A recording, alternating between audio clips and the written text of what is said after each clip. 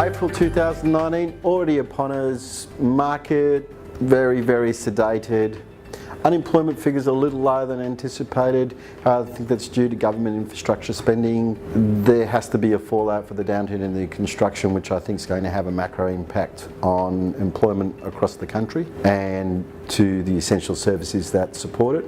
Credit is still extremely tight at all levels in the market. Institutions seem to be chasing yield-based investments, in other words, commercial, retail, industrial, to asset grade debt, as we would call it. Not a lot of participants in the construction development market due to the lack of developers being able to achieve pre-sales. That knock-on effect from no funding for FIIB purchases, no funding for SMSF purchases, restraint of credit to investors has generally dampened the market to the point of worse than 2007. Geographically, Brisbane, everybody keeps talking it up.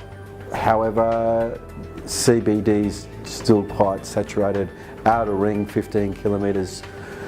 Downsizers and first home buyers are still quite strong. Both are either not borrowing money or have the expectation of a principal and interest loan.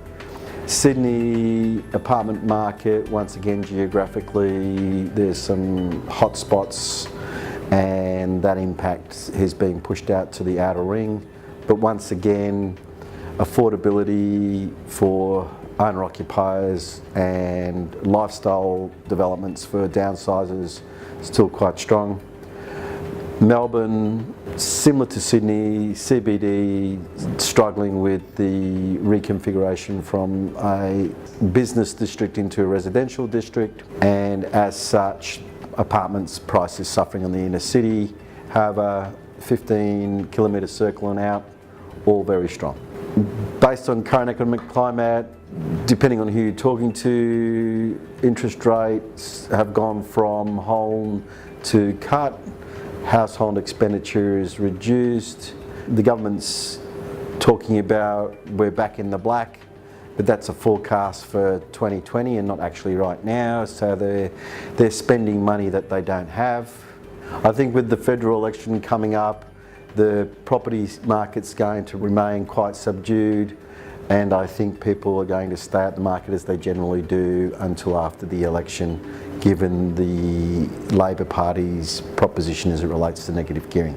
However, this time next month we'll probably all know who the new government or not is, and that will then dictate what the market's doing.